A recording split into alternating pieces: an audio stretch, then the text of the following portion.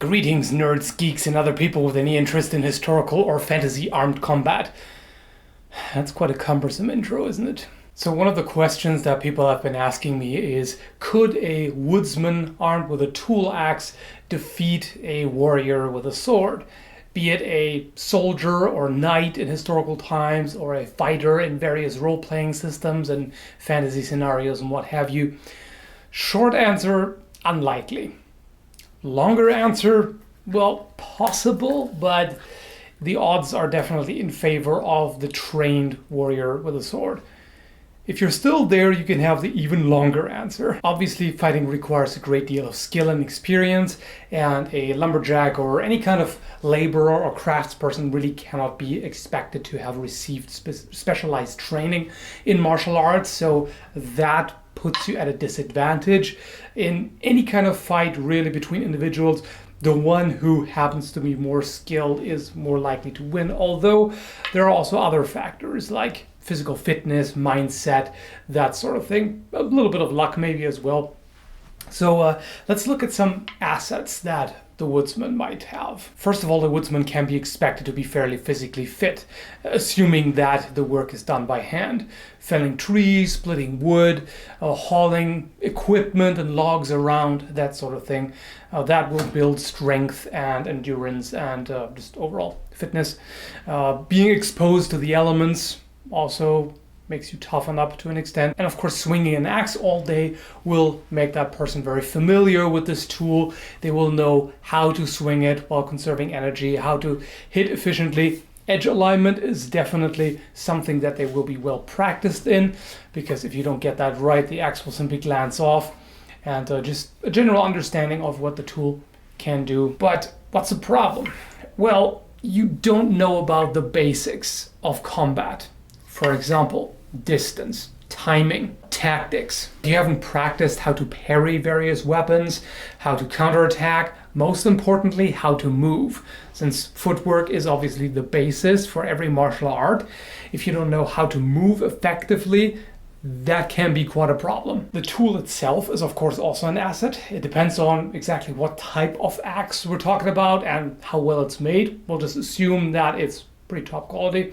And this happens to be a small forest axe, which is meant as a multi-purpose tool, mainly for cutting. This here is a splitting axe, which you can tell by how thick it is. It's a lot heavier than a cutting axe, and especially something like this would be devastating against armor. Really, even plate armor could be quite significantly damaged with this. If you struck someone in the helmet with the hammer pole or even the blade, that would definitely cause a lot of damage. If the opponent is just wearing an iron helmet and you happen to have a steel axe head, you may even be able to chop through it or into it. The cutting axe would be best against unarmored or lightly armored opponents, but against a male halberd, I would expect it to do quite a bit of damage to the rings. A splitting axe like this would pretty much negate male armor altogether, and it would just, the pure force would most likely hack through it, and it would break bones. Against heavy padding like a thick gambeson, it wouldn't be quite as effective, at least if you're hitting soft targets. If you're hitting, say, the rib cage or the collarbone, that would be devastating regardless. Yeah, I do realize it's kind of strange to talk about weapon features designed to maim or kill somebody with a straight face, but hey, this is for entertainment and people are interested, so.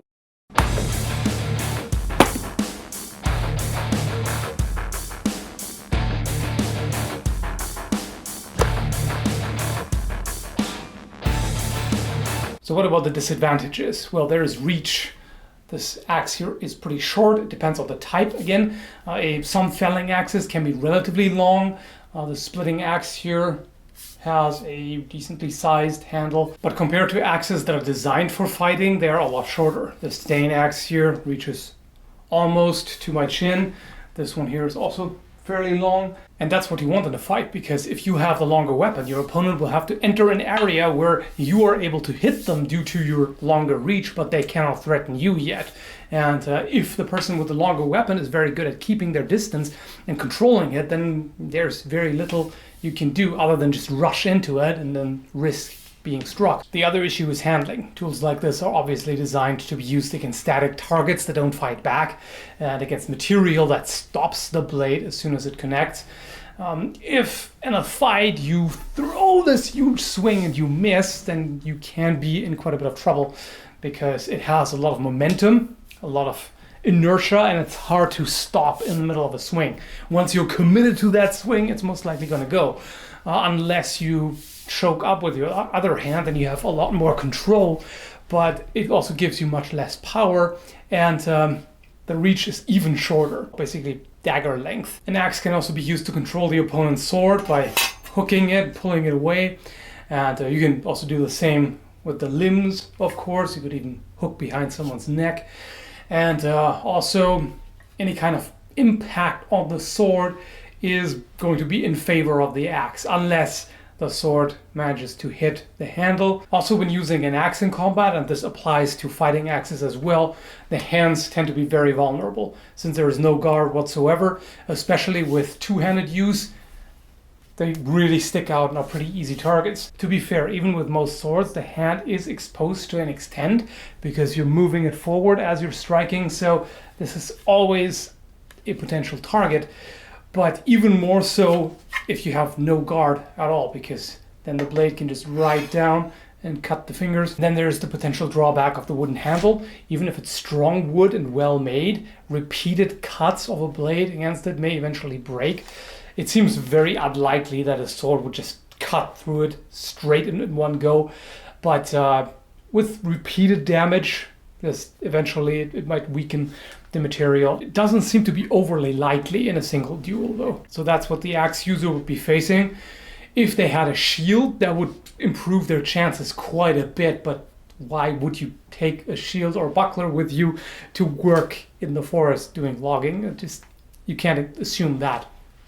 So again, the major issue is the difference in skill, because one of the two fighters is trained in martial arts, at least most likely, otherwise you wouldn't be a soldier or knight or warrior fighter, whatever, and the other one isn't. It of course depends on exactly how skilled the person is.